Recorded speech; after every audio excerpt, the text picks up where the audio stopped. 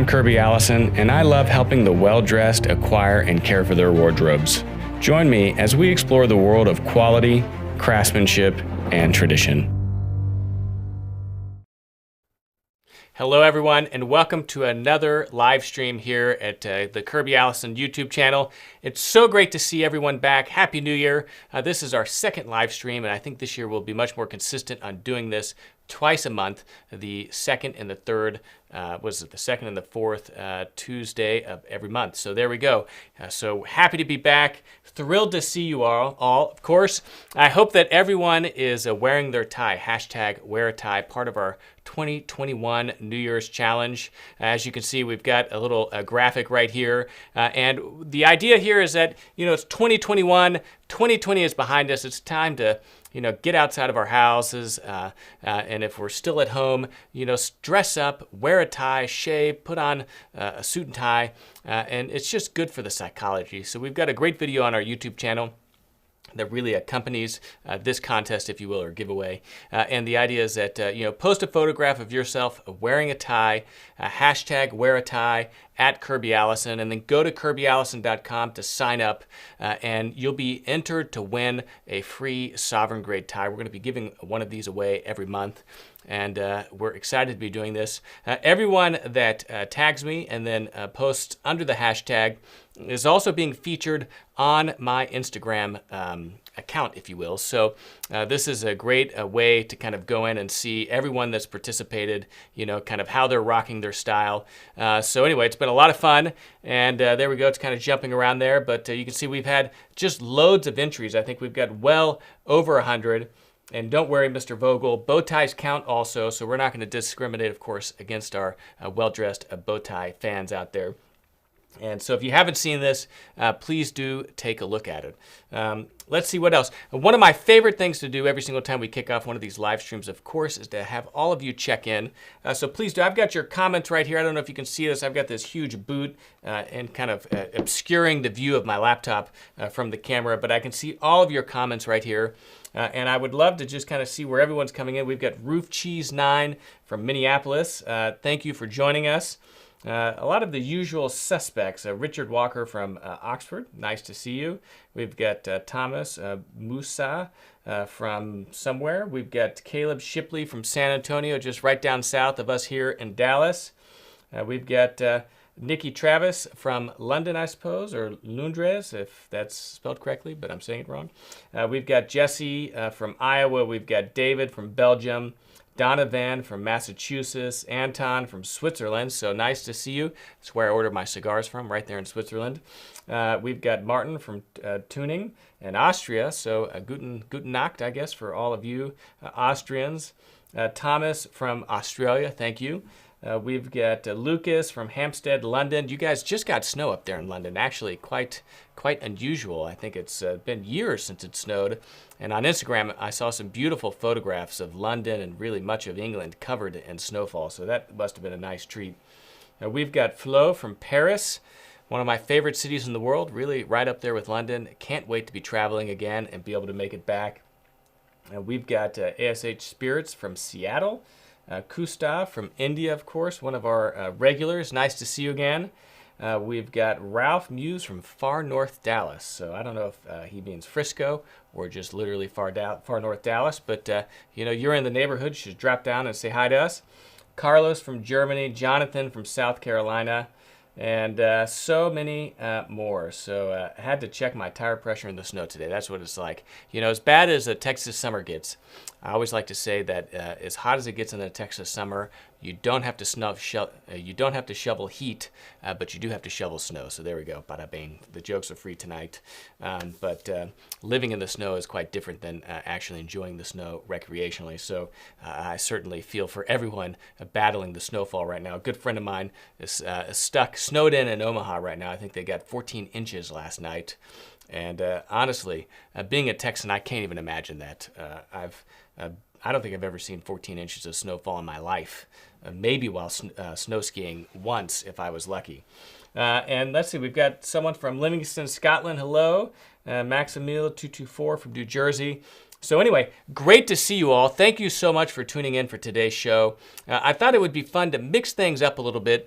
Today we are, I guess, going through the top 5 most difficult to shine shoes. Of course, you know us all for our in-depth shoe care tutorials. You can find those on our YouTube channel, kirbyallison.com/YouTube. And, you know, we've got every single shoe shine tutorial you could imagine. And so if you need help shining your shoes, of course, look no farther than youtube.com/kirbyallison. But one of the things I thought might be fun is to go through some exceptions. You know, what are the exceptionally difficult shoes to shine that you just don't run across very often? And we actually had several of these shoes have been sent in to us for our Shine by Mail service that we offer. Of course, Caleb Malinowski, finalist in the World Championship of Shoe Shining, does all of our shines that are sent in. So if it's a special pair of shoes, or if you just don't have time, or if you want that perfect mirror shine, you can send them in to us and we'll do that for you. And one of the things I love about this program is it ensures that there is a constant stream of new, interesting, and unusual shoes coming through the office, and I love seeing these. And one of the most interesting and unusual ones that I've seen in a long time is this pair of elephant skin boots. Now, this is a beautiful pair of country western boots. All of you know that I'm having a pair of boots made by Lee Miller. These actually aren't made by Lee Miller. These are made by a, who is it? The Wheeler Custom Boots. I believe it's in Houston, Texas. And I think they've since retired. And they do, of course, very well done, very high-end custom country western boots, and this is a very rare pair of boots made out of elephant. Now, before everyone goes off on elephant, I did have an opportunity to speak with Lee Miller about that, and all of the elephant that at least comes into the United States illegally, and it's a very, very tightly controlled. It comes from one country, it's Tanzania, and that government very responsibly I guess harvests or procures or sources the elephant skin, and it's done as a part of their elephant management program, where they actually go in and they'll cull the sick and the old elephants to keep the health of the herd at its peak.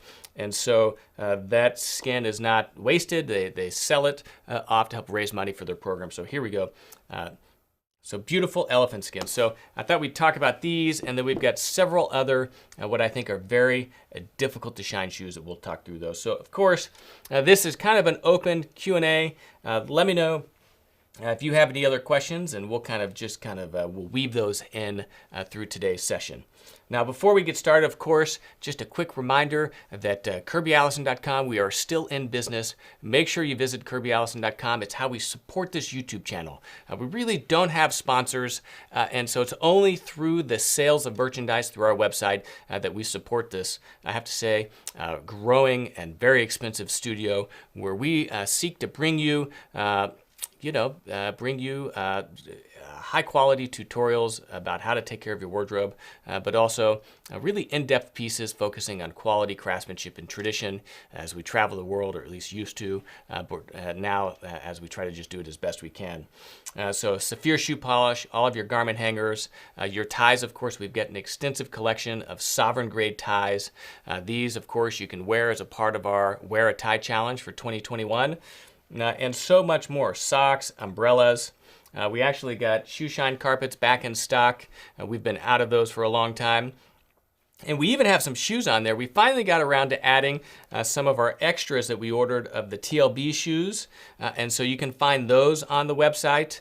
And then we got, of course, our third shipment of the replica Russian reindeer Chukka boots, and this time we ordered extras, so we're going to be adding that inventory to the website soon. It'll be a very kind of exclusive selection. I think we only have 14 or 13 pairs in total, so not a huge inventory. But if you missed out on that group buy, watch out. Make sure you subscribe to our newsletter, because we will be releasing those soon. Okay, so let's see. So let's talk about the top 5 most difficult to shine shoes. And let me just review these, all of them together real quick so you can see them all. And then I'm going to use this as an opportunity to kind of go into each one of these and talk about the nuances of kind of why they're difficult to shine, and then how one would go about shining them. So first and foremost, this has been kind of one of the more difficult shoes I've shined. Not that it was complex, but just that it required a lot of work. And this is this beautiful elephant skin pair of cowboy boots. Now, of course, it's not just elephant. The upper is made of kangaroo, and of course, it's got this very beautiful multicolored stitching. This is, without question, a very complicated pair of shoes to shine, and it's certainly not a pair that I would trust to just any shoe shine person. So these are a pair that you really want to shine at home or send to us. Second is a pair of basically multi-skin shoes, or two different types of materials. This is calfskin in the back and suede in the back, or calfskin in the front, suede in the back. It's a simple pair of cap-toe Oxfords. This is one of our TLB shoes, actually modeled after a pair of St. Crispin's that I really enjoy wearing, so we decided to add it as a part of a GMTO we ran with them. We might have a few of these in stock, so check the website. But this is a difficult pair of shoes to shine because you've got two different materials that require dramatically different techniques for caring for it, and so special care is needed. And actually, it's funny, my friend Zach Jobe, Gotham Red Devil, he's on Instagram, of course, and he used to be the agent, U.S. agent for St. Crispin's. It's from him that I actually purchased the original that this was modeled after, but he kind of ruined this shoe for me because he called it the mullet of shoes. Business in the front, party in the back. So there you go. I kind of took offense to that, but really kind of had a point. It's pretty funny. So every single time I put on these shoes now, I love them, but I'm always thinking that I'm wearing basically a mullet. So anyway, there you go. Take that with for what you can. Okay, next up, we've got a very beautiful pair of Corté shoes. Now these, of course, Corté is famous. It's a Parisian-based shoemaker. Pierre Corté, known for his beautiful patinas. It's like what Berluti used to be like until Berluti got bought out. And as those of you who follow me on Instagram know, that Berluti has basically veered off into the deep end in terms of where they've gone. Corté really sticks to that very traditional Parisian aesthetic that has a slightly elongated last, pointier toes, and of course, the Parisians love their patinas. For all intents and purposes, patina was invented in Paris. Of course, you see it all over the world now, but I would just have to think that really it originated in Paris, really out of the haute couture kind of culture of that city that has Paris, of course, be much more fashion forward than London, of course, but even Italy. And so these are a beautiful patinaed pair of shoes. Now, it's two dramatic different colors. You've got a light brown in the front and a medium to dark brown in the back. So, of course, the question becomes, how do you take care of a shoe like this? And, of course, it's not easy and requires a little bit of extra care and effort. Now, up next is another pair of TLB shoes. These you can find on our website. This is a part of our GMTO. This is a pebble grain. Now, pebble grain or hatched grain or any type of essentially embossed leather. It's still a full grain calfskin, but the leather is embossed to give it this nice texture. Is a beautiful pair of shoes, but because of that additional texture, you have to take a little bit more time and care to make sure you care for this properly, and I'll talk about that. And then probably right up here with the elephant in terms of difficult to shine shoes, this is a brand new pair of absolutely stunning Gaziano and Girling shoes that were sent to us for their first shine. This customer sent them to us, trusting us to shine these. These are Spectators, and as you can see, not only are these shoes difficult because of the two-tone leather, but they're even more difficult because of the white. Now that is very difficult to do, and of course you've always got to be worried about any type of contamination. These shoes, aren't these gorgeous? Look at these things. I mean, I wish I had an opportunity to wear Spectators more often, but these shoes are beautifully. They've gone through our high shine service. Beautiful. Look at that shine on the heel. Look at the shine on the back of the heel.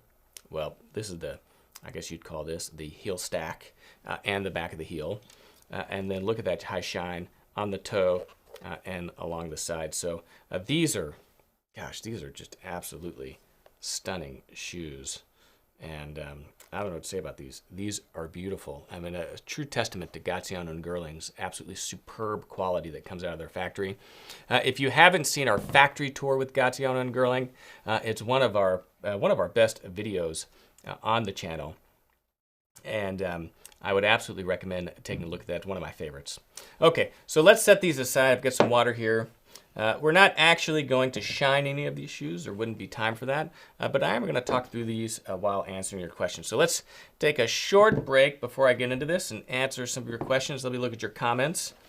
Yep, so Aquila would pay any amount of money to see me with the mullet, so that's probably not going to happen anytime in any of our lifetimes, unless, I don't know, I just happen to hit the lottery and don't have to film videos. Let's see, the tonal gradient on the Corte is gorgeous. I mean, you're absolutely right. I mean, just the transition, the gradient from light to dark here is beautiful. This, of course, is being done with permanent alcohol-based leather dyes. So it's a very stable patina, but you still have to take a little bit of care in taking care of that. Let's see, Thomas Musa, highly recommended pair of R.M. Williams from Australia, of course, the iconic Chelsea boot. Very popular. And we've never reviewed a pair, but it would certainly be fun to put our hands on a pair here. Let's see, when polishing shoes with the patina, how do you keep from ruining the patina or covering it? We'll get into that. And then David Lauren actually discovered us through the Gaziano and Gerling factory tour, so that's exciting. Can't find canvassed spectators anywhere, Matthew. So, you know, I bet you Gaziano and Gerling, any company that's doing made to order, could absolutely make you a pair of canvas spectators. And what he's referring to is that most traditionally, I mean, spectators is a summer shoe. This is white leather right here. That's probably calfskin. It wouldn't be buckskin. But traditionally, these would be made out of canvas. And the idea with canvas is it's going to breathe more and would be cooler during a summertime. Now that, again, gets into very difficult territory because not only do you have two colors, but you get two totally different materials, and you would want to be careful with that, of course. So I would reach out to Gaziano and Gerling. Even an Edward Green, I bet you could make that. And of course, anyone bespoke could do that for you. Best cigars for beginners, we'll get into that here soon. Will you do a separate video for shining all the shoes? Well, you know, let's get into that. So we actually filmed a video on how to shine this beautiful pair of elephant boots. And I called Lee Miller, of course, the famous boot maker, and based in Austin, Texas, to get his advice on just how to best shine these, because I thought there were several different directions you could go. Now, there are a few things that are very unique about elephant. First and foremost, you can't really see this without, you know, actually feeling the shoe, but the texture on this elephant is just insane. I mean, it is like a pebble grain leather times a million. I mean, it has so much texture and I don't know what you'd call it, you know, just depth to the grain itself, that it's a very difficult leather to shine for that reason. It's very stiff, it's not very soft, but with that, it's quite a durable leather. I mean, think elephants surviving out there in the African wild. The skin, of course, is very strong and very durable. Now, how to shine these? So there were a few concerns of mine. Whenever we received these, there was white splotching on it, kind of white clouding, that basically were old waxes that had, you know, dried and then turned white. You want to be very careful on that, and on any textured shoes, not to go too heavy on the wax, because if water hits those waxes, it can cause it to basically whiten, leaving kind of white spots on your shoe.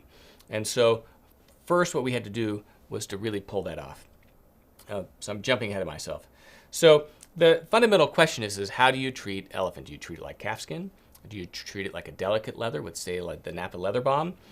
Or do you use something like the renovating spray, the Suede and Nubuck spray, which is an aerosol, but it contains almond oils, because I thought, you know, you could spray this and those almond oils would condition it. But I called Lee and he said, look, Kirby, you can basically shine elephant just like you would calfskin. So with that, the way I approached this was first using the Saphir Reno mat to pull off that white stripping, or that white, to pull off that white clouding, if you will, those waxes. And because this is such a hard textured leather, it wasn't sufficient to just use a cotton chamois because you really can't get inside that grain. So what I had to do was actually take a shoe dauber and use that dauber to actually work and scrub in the grain itself to get those waxes out of those deep recesses of the pour. After I did that, I rinsed it off under the water faucet, again, just making sure that all that residual Renomat was removed. And then I conditioned it with the Saphir Renovator. So again, dauber, or actually I think I used a dauber. Well, I applied it with the chamois, but then the problem that I ran into is that, again, because of the texture here, you had the accumulation of polish kind of inside of the recesses of this texture. So again, one of the first times I've ever done this is I actually took one of our pig bristle brushes. This is the actual brush I used right here. And the pig bristle brush is essential for maintaining a textured leather like this. And while the polish was still soft and liquidy, I actually buffed the boots to redistribute that polish more evenly. Again, the stiff bristles of a pig bristle brush are able to get into the recesses of this textured leather, and it was able to kind of distribute that so I didn't have it pooling. Now, the reason you want to prevent that before it dries is the moment that those waxes dry inside these recesses of this kind of textured leather, it's going to become even more difficult to buff those waxes out. Now, if you have the pooling of those hard waxes, it's going to create that white residue that was originally on these boots that we had to remove. So after I buffed it, I allowed it to dry, and then I buffed it again. Now, just like cordovan, just like a pebble grain, because this leather has so much texture, you have to buff them hard. And whenever I say hard, I really do mean hard. I probably spent a good 5 to 8 minutes on every single application just buffing this shoe. And in order to get that residual polish off. And of course I was using a pig bristle brush. I wasn't using a horsehair brush. And the reason is that pig bristle is stiffer. So then we applied that. Then I applied a cream polish, a pigmented cream polish. And of course the light brown here is an absolutely beautiful match for that. Look at that, perfect. And again, same thing. After I applied it using my chamois, I had to redistribute that to spread it out evenly, actually with the brush. And I just used this brush right here, allowed it to dry, buffed it off. Now, Lee said that you could apply a wax polish to this, but I decided against it.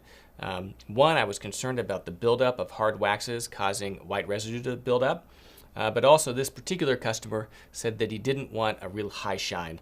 So the cream polish gave a nice soft shine without really making it too shiny, which would be a departure from the casual look of this. And I thought did a really nice job. Now for the shaft of the boot, again, one of the things that you want to be careful about is all this beautiful colored stitching. You really wouldn't want to use a pigmented polish on this leg, because those pigments would bleed into this beautiful stitching and tint it. I mean, you do it enough times and all you're going to have is brown stitching. You wouldn't see any of these beautiful kind of variations in color. So here, what we did is we used the Saphir Leather Lotion, which is a balm. It's basically a watered down version of the Saphir Renovator. And I was able to apply that, allow it to set, and then buff it off using a nice pig bristle brush. Then, of course, no shoe shine is complete without a little bit of work on the edges and heels. So my favorite way to do edge dressing now is dark brown polish, cream polish applied with your fingers, and then the mirror gloss. So there we go. Very difficult pair of shoes to shine. We've got this entire video that should be coming out soon, so watch out for that. But I have to say, very, very unique leather, elephant. Just absolutely exceptional texture. And what's interesting is I didn't know this until speaking with Lee, but actually there are 3 different types of elephant leathers that traditionally were available. Now it's only one. One was elephant ear, second was elephant leg, and then the third was elephant side panels, or kind of the panels. This is paneled. It's the only type of leather, elephant leather, you can acquire anymore. And you can tell with that with kind of the square kind of, I don't know what you would call this, square panels, or the square kind of pattern here. So beautiful pair of boots. And I have to tell you, they were quite difficult to shine, required an exceptional amount of arm work. And I have to say I was exhausted at the end of that. So there we go. Let's take a quick break for your questions. Now let's see, will you do another video with Hugo Giacomet from Parisian Gentleman? Alex, you know, we absolutely should. What would you like to see us talk about? Of course, Hugo and Sonia do a great job with their sartorial talks, and they've got their podcast. And if you have any suggestions there, do please let us know. Opinions on single-breasted with peak lapel. I mean, outside of a dinner jacket, I have to say I'm not a big fan of the single-breasted jacket with the peak lapel. If you want a peak lapel, go for a beautiful double-breasted jacket. This is one of my newest pieces from Davidge Himrajani, and now at Davidge Bespoke, or Davidge.com, but Davidge Bespoke. This is made from Dorme fabric, and it's got, again, traditional peak lapel that you would have on a double-breasted suit. I just find that the aesthetic of a peak single-breasted suit or a peak single-breasted lapel just to be off, and just not a particular fan of them. Let's see, what else? Update on your cowboy boots from Lee Miller. They are, in fact, 3 years in the making. You're not kidding. I don't know if you saw the most recent video we released where we went down to Austin, and Lee had been working on my last, and that is on the YouTube channel. And so he walks through my measurements, and then how he approached making the last and some of the elements that are particular to cowboy boots to ensuring a proper fit, which is surprisingly difficult to do. I spoke with Lee this week, actually, or last week, as we were working on these boots, and he said that he is currently sketching out the artwork for the leg of my boot. He will mail those to me, and as soon as I approve that, they will get started on the boots immediately. So I'm hoping that sometime, maybe late February, maybe March, we're able to head back down to Austin, Texas with the entire crew and do some more filming with Lee, because I really would like to capture some of that process that goes into creating the intricate leg designs that you find on a pair of Texas tradition boots, and certainly that has made Lee really world-renowned and famous. How many suits do I currently have? It's a tough question. I don't know. Probably fewer than you think, I have to say. And, I've been currently adding more odd jackets to my wardrobe right now. Odd jackets and trousers, and seasonal specific odd jackets and trousers. So we've got a lot of videos about that on the website, but it's probably a little bit overdue to actually do a wardrobe review video. It's a good suggestion. We'll write that down and add that to our list, as we're really kind of jumping into 2021 to film as much content as possible. Let's see, what else? What are you looking forward to visiting next, Alex? It's a good question. Again, we're still under pretty strict, I wouldn't call them lockdowns here, because they're not exactly, but certainly restricted travel. So I think that, of course, I look forward to getting back down to Austin, Texas again. I think there's a very good chance that we'll do that before the end of March. I would like to make it up to Chicago to visit Optimo. I'd like to make it to Arizona to visit Rave Fabric Care. I think it would be fun to go to the Biltmore, of course, which was Vanderbilt's place in North Carolina. Just got done reading an incredible book on that property. I think it would be fun to look at that and to film it for all of you. So if you know anyone there, you can put us in touch, please do. But other than that, I really just don't see much travel between now and summer. And even summer is questionable. So we'll kind of see how that looks, but hopefully things will go there. So let's see. I'm just going to take care of someone on the chats. What does it say? There we go. Got him out. Kicked out. There we go. Yeah, so of course, Matthew putting in his vote for Optimo. Email Optimo or ping them through Instagram and let them know you'd love to see us go visit. Any other bespoke shoes coming soon? I've got some more shoes in the works with Dominic Casey, and I just finished my fitting with Daniel Wiegand. So we didn't film it, unfortunately, but hopefully he'll be putting together another fitting that he should be able to send us soon. It's been all virtual, kind of interesting. But, really they're able to get by. And I must say, we've got a really exciting project forthcoming with John Lobb on St. James's. It won't be us actually visiting there, and I can't disclose all the details, but I have to say it is a real nail-biter, and it's certainly something to look forward to. Another one of my favorite videos is our John Lobb. I have to say that the piece with Huntsman, Those are probably our two best pieces of the entire channel. And if you haven't seen our John Lobb video where we go visit the original John Lobb right there on St. James's Street, that is a Friday night popcorn movie. And then equally good is our piece where we went to go visit Huntsman in New York. Now, interesting little aside about Huntsman. Whenever Pierre Lagrange opened the New York cutting room for Huntsman, it really was pretty revolutionary, pretty radical at the moment. A London-based Savile Row tailoring firm opening a full-time location and cutting room, like not just retail location, but a cutting room in New York that they were going to staff with a proper British bespoke tailor, bespoke cutter was unheard of. And I have to say, during the pandemic, it's really become a godsend for Huntsman because it's essentially been like the Berlin airlift. It's a lifeline for them because they're still able to operate here in the United States and service their U.S. clientele without being able to travel.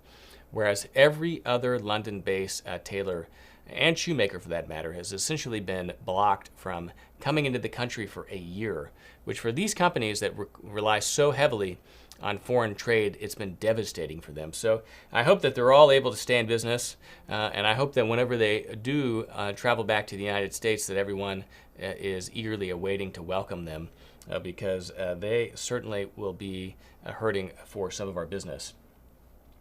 More videos with the Sahakians at Davidoff. We should follow up with them again. You know, these lockdowns just kind of have everything so, so stalled out. We'd love to film with the Sahakians, but we'd like to be able to put one of our cameras actually in their shop so that we could film it at real HD resolution and without our lead editor Reese being able to travel down to London from Ireland. It's difficult to do.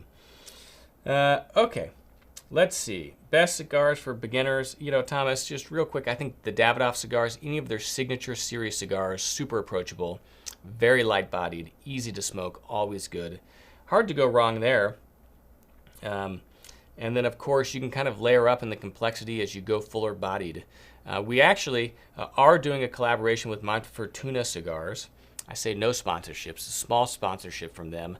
They very generously agreed to pay us a little bit of money to film some cigar videos and reviews, which we're happy to do. If someone wants to pay me to smoke and film about cigars, I'll do that any day of the week. So we've got a few videos hopefully planned with them coming up here soon that should be coming through. Okay, the Cuban Siglo 1, I just don't have much experience with Cohibas, the Cohiba Siglo 1, but you can't go wrong with the Cohiba. I mean, it's really the gold standard of Cuban cigars, their best tobacco. And so, if you're willing to pay the premium, it's really impossible to go wrong on those. Okay, so let's see. Up next, second most difficult to shine shoes. These are the TLB shoes. It is calfskin in the front, suede in the back. I really like the play of just texture between smooth leather and suede leather, but there's no question it makes this a very difficult shoe to shine. Now, what do you have to worry about? Well, what you really need to avoid is getting any type of contamination of wax that you're using to shine the upper, the calfskin, onto the suede, because once that happens, it really kind of mats down the piling of the suede, and it just doesn't look right. It's very hard to remove. You can maybe remove it with a brush, but you probably need to get some Reno mat into it, and even then it's not going to look right. So how do I recommend caring for this? One, of course, applying your polishes lightly with the chamois, especially kind of up here close to the suede. And then as you buff, there's a technique for buffing to really kind of angle your brush to make sure that you are not going like this, but kind of away from the leather. And then if you're really worried, you can always take a chamois, and here we have one of our new high shine chamois that we'll be releasing soon. We'd love to do a fabric tour in Huddersfield. That would be amazing, Trevor. So again, we just need to be able to travel. And so, you can actually use a chamois very effectively to buff the leather. You have more control than a horsehair brush. A little bit of water, and then fast kind of action allows you to very effectively buff that to a shine. We actually have a video. It's called the Parisian Shine, where we go through an entire technique on how to shine a pair of calfskin shoes only using wax in a chamois. You don't need a horsehair brush. horsehair brush, I think, works better. It's less effort, but it's a really beautiful way to do that. Then, of course, taking care of the suede, which in dealing with a two-tone pair of shoes like this, I would clean the suede before I would clean or buff the leather, because if you get a little bit of the Saphir Omni Netanyant, which is the Saphir suede cleaner, on the calfskin, it's not going to ruin it. So you can be a little bit more liberal. And again, just kind of applying right here, I'd be very careful to try to avoid as much as possible getting the suede cleaner on the calfskin. Not exceptionally important, but certainly important to be done. And then, of course, cleaning that off and then brushing it. Now, another kind of trivial fact is that actually a clean pig bristle brush is probably one of the best suede brushes that you could have. Now, you want to make sure that you're not using a brush on your suede that has the buildup of or any accumulation of polishes on it, because it will alter the texture of your suede and it can change the color of it. But this brush is pretty clean, no excessive buildup. It's a light polish, and you could very easily just brush the suede with this, just like you would with, say, our boar bristle brush. So, little tip there. So, good question, Michael. When do you use pig bristle versus horsehair? So, these are the two different brushes, right? The biggest distinction here, of course, the primary distinction, is the stiffness of the bristles. Given a specific cut length, pig bristle is always going to be stiffer than horsehair. It's just how it is. And a note, an aside, on our horsehair brushes, we use really the highest quality horsehair available anywhere in the world. Our brushes are made from 100% tail. There's no mane. It's a much more flexible hair, and it doesn't shed like brushes do of a lower inferior quality. We also pin it at a much higher density. Anyway, pig bristle has that property of being very stiff. It is a bristle, not a hair, so there is a maximum length to which you can pin and cut the bristle. You really can't get it any longer than this. We actually pay a significant premium for the pig bristle we use in our brushes to have it be able to have such a long pinning length. Most pig bristle brushes you see will be half the length of this, creating an even stiffer bristle, and honestly one that's not safe to use on really high-end shoes. Now, pig bristle brush is great for cordovan, which requires a lot of brushing. It's great for anything with texture. So for instance, this elephant boot right here, you would absolutely want to use a pig bristle brush on that because of the real deep, hard, rough texture of that leather. But here's another one right here, this pebble grain shoe from TLB. You would want to use pig bristle too, because that stiff bristle is going to allow you to get into the recesses of that texture. So I hope that answers your question. So anyway, we're doing great questions. I'm going to kind of push through these a little more. So, here, two different materials being used. You would want to condition or clean the suede first with the Omni Netanyant. You may not even clean this as often as you do the calfskin. One of the benefits of suede is it really just needs to be brushed unless it's dirty. And then you're going to be very careful in polishing this calfskin not to get any transfer of waxes from the calfskin to the suede itself. A few techniques there, and I believe we do have some shoe care tutorials there. Would you spray Envolner and conditioning spray on the suede before polishing the calf, and how do you handle overspray? That is a great question, Maximil. And so the answer is yes. I would, again, treat this suede before I do the calfskin, because anything you do to the suede is safe to do on calfskin. And any of those aerosols could simply wipe off, or honestly, during the polishing process, will come off anyway. So that is absolutely what I would do. I still would take care. I mean, I wouldn't just flat spray the entire shoe. I would try to be very kind of deliberate in how I'm doing that. But otherwise, I would treat the suede first before moving on to the calfskin. Okay. Actually, the Super Envolner is back in stock, so we have it on our shelves, and I would rush to go get that right now because it is just now in stock, and we're kind of running through it. We've got more on order, but it is here. Okay, next most difficult shoe to shine. A beautiful pair of patina shoes. Now, these Cortés are gorgeous shoe.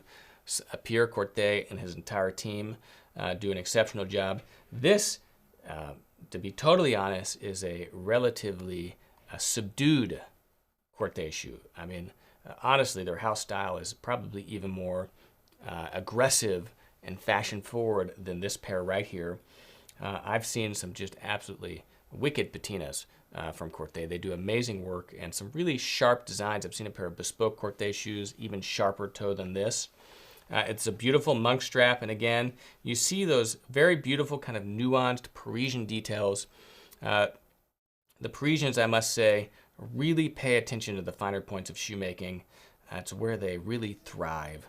And you see it with the slightly longer tongue, you know, just the shape of the monk strap, and then the way that this just kind of really seamlessly blends into the side of the shoe. You see that seam, that back seam right here, has been pulled around to the inside quarter, and so you effectively have a seamless heel right here, which is a nice kind of bespoke detail. Now you still have a seam here on the inside, but you could take that as just part of the design of the shoe more than anything. Very well balanced, very beautiful. Now we do, can you tell how different Renovateur and Médaille d'Or lotion is? You know, the Saphir Renovateur is thicker than the Médaille d'Or lotion. And so for larger leather goods, you absolutely want to use the leather lotion versus the Médaille d'Or. But you can get away with using the leather lotion on a pair of shoes. So this shoe, the way the patina is created is basically it's a crust leather, which just means that it's undyed. And then this is essentially painted onto the shoe using permanent alcohol-based leather dyes. Now that is the ideal way to do a patina. It's more stable. No polish is going to take that off. But that said, after the patina is done, you always have to polish the shoes up. And as you can see, two very different colors of polishes are being used here. You have a light brown that is being used in the front, and then working kind of all the way back to a dark brown kind of right here. And so this is a pair of shoes that you could either condition with a simple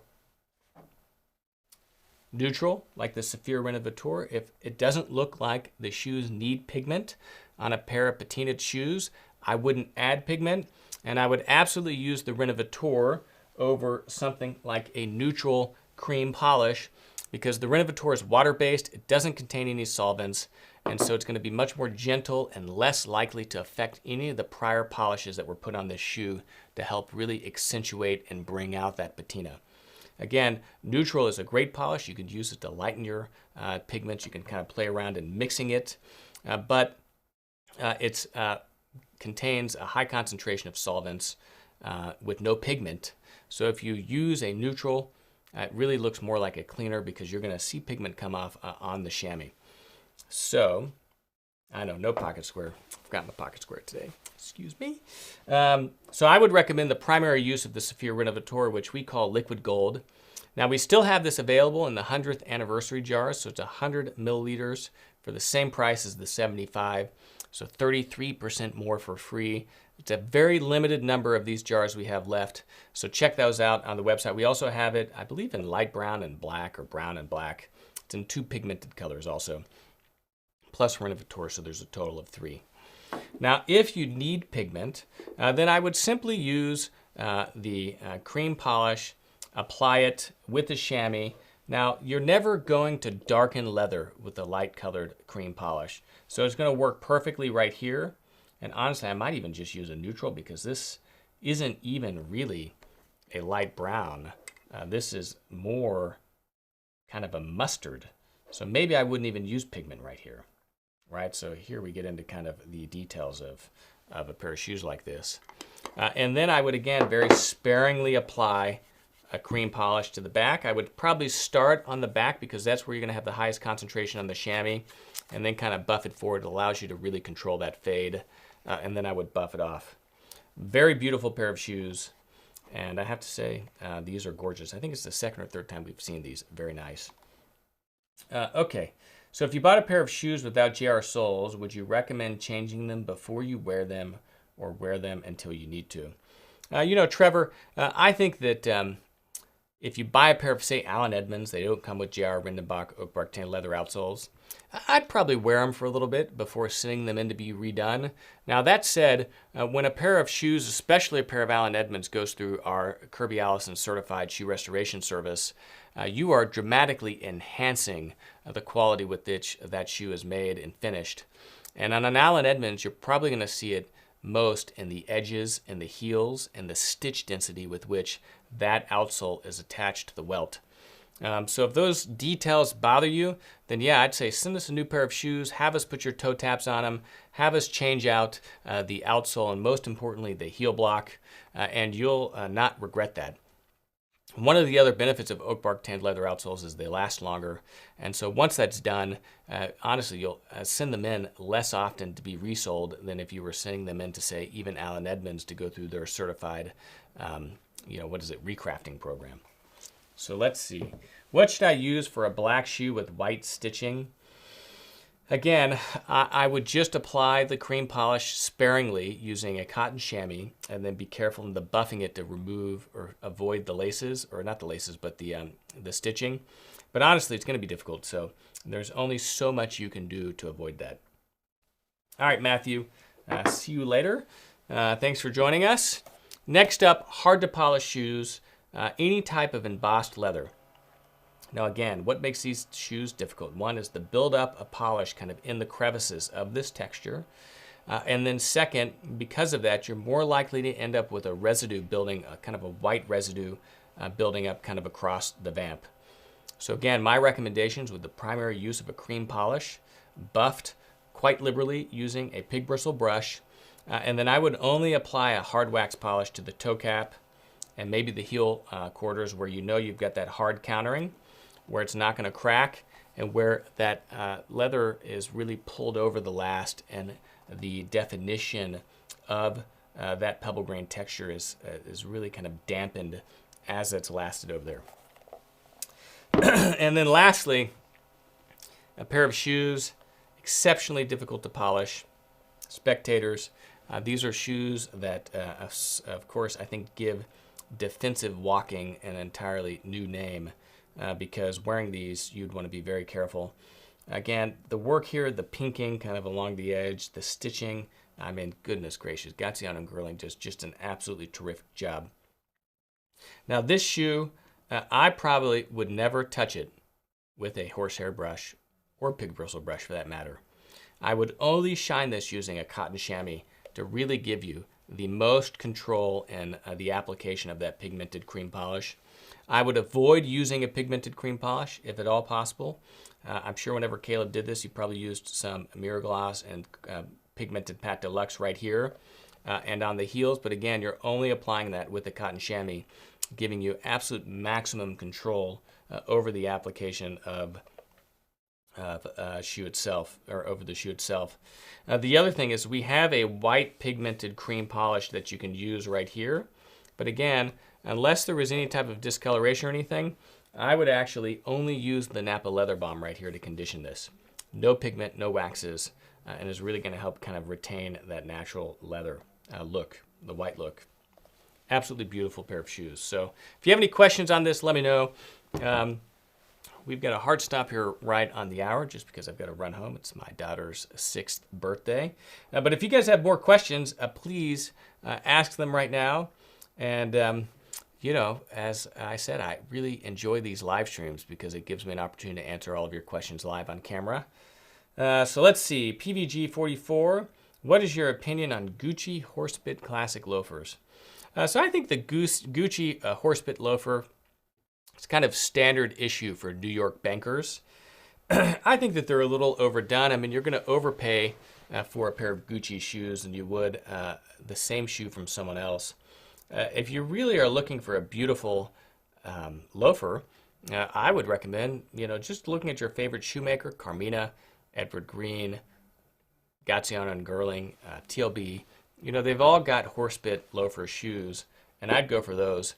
You would absolutely get a higher quality for the same amount of money. Let's see, what else? More questions, guys.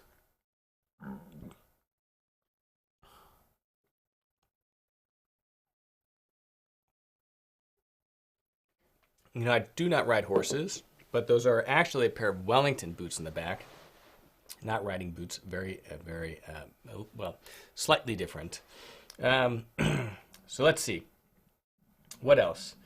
What is the difference between lined shoes and unlined shoes? So good question. So an unlined pair of shoes is quite simply not going to be lined.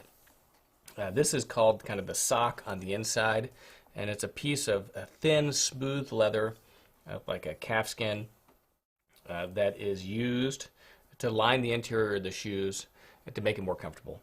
Now, an unlined pair of shoes, you're going to basically feel whatever the reverse is of the leather. So on smooth calfskin on the outside, you'd feel suede on the inside. Or on a split grain suede shoes, again, you would feel that suede. Generally, it's a lighter shoe. It's less structured, more comfortable. Something that generally I would associate with the summer and wearing without socks. Now, the problem you run into with unlined shoes is any type of stitching detail on the upper, you're going to feel that stitching directly on your foot because there's really nothing lining that to prevent it from rubbing. So I actually had a conversation with Tony Gaziano at Gaziano and Girling about this specific idea. We're working on some new GMTOs with them. And they have a special lining. It's a pigskin that they use, very lightweight, that they essentially, they fuse it to the leather, so it's a very light application, still allows the leather to kind of retain that soft, flexibleness, while still protecting the foot against any of the details of the actual construction of the uppers itself. So, unlined shoes, John Lobb Paris has got some beautiful unlined shoes. Of course, their Lopez loafer, and there's another one. It's not actually the Lopez, although it looks like the Lopez.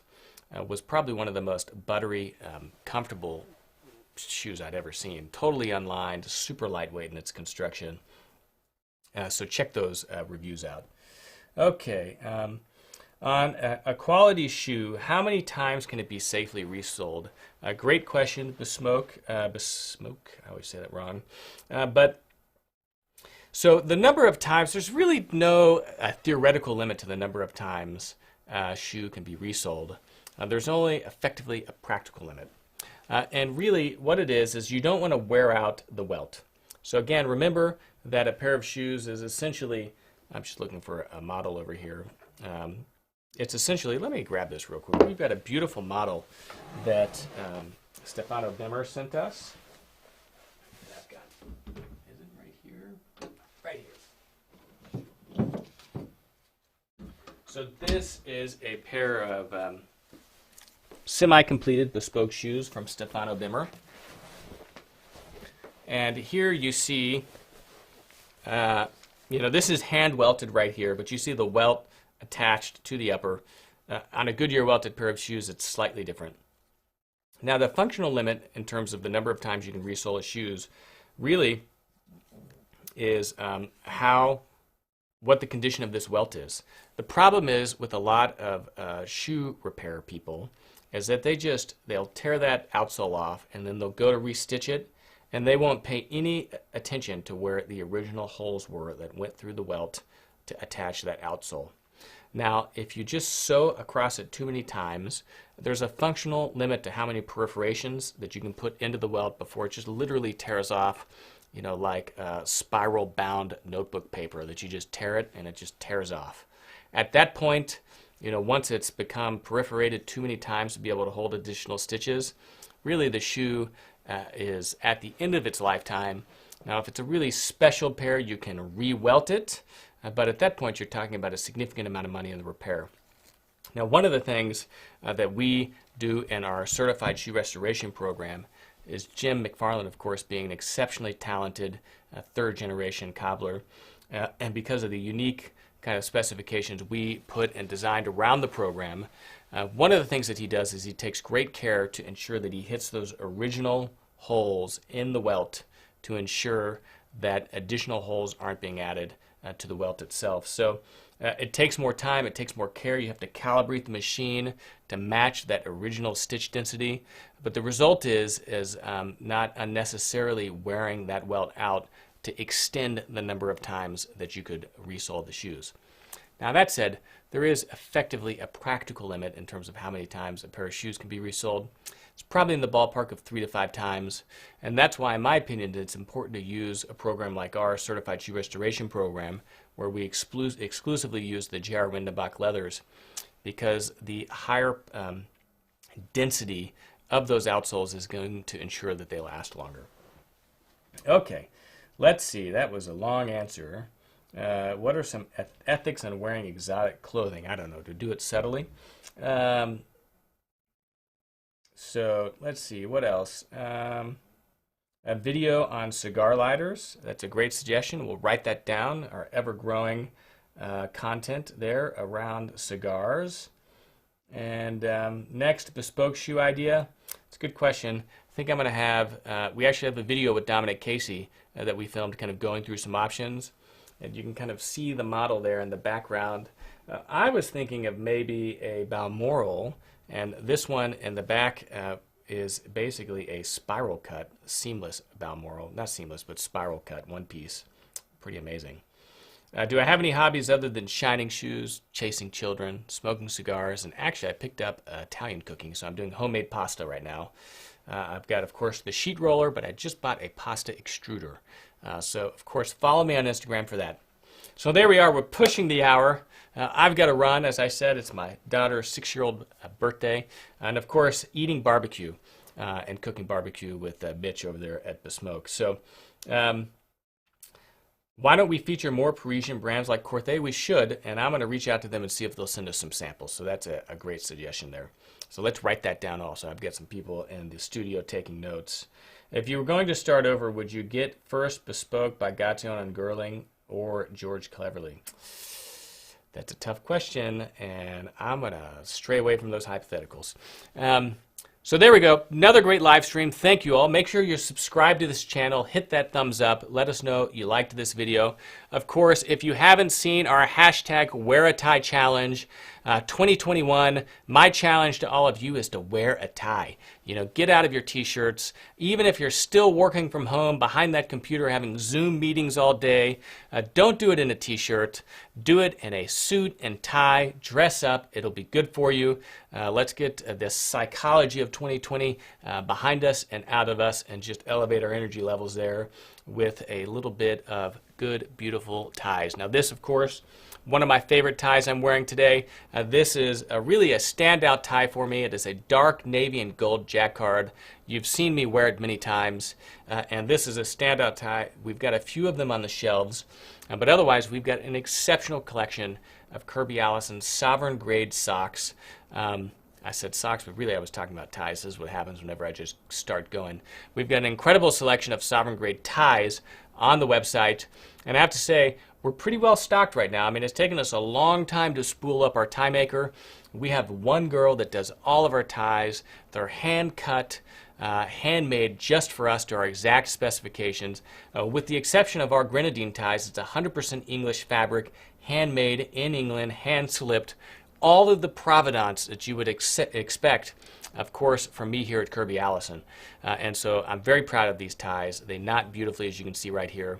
And many of them, our permanent collection is available in 2 lengths, a 150 and a 160. So those taller gentlemen that traditionally have trouble finding ties that are long enough, take a look at our permanent collection. You can filter our ties out in the category page.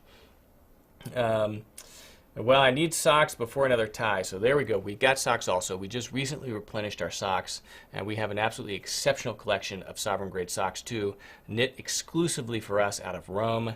Again, these are beautiful socks made from 100% natural fibers. It's a very tight collection. We don't have a ton of crazy styles, but we've got all of the essentials. And I have to tell you, you'll be hard-pressed to find better socks. There just aren't any than our sovereign grade socks. So there we go. Thank you, gentlemen. Look forward to seeing you back soon. You know, let me know what your suggestions are, maybe for a theme for the next live stream in the comments section of this video. And of course, make sure you watch, like, and more importantly, share our videos so we can continue to spread the gospel. And of course, don't forget, post your photographs on Instagram. Tag me at Kirby Allison, hashtag wear a tie to enter to wear our 2021 Wear a Tie Challenge. I'm Kirby Allison. and I love to help the well-dressed acquire and care for their wardrobes while exploring the world of quality, craftsmanship, and tradition. Thank you all for tuning in today.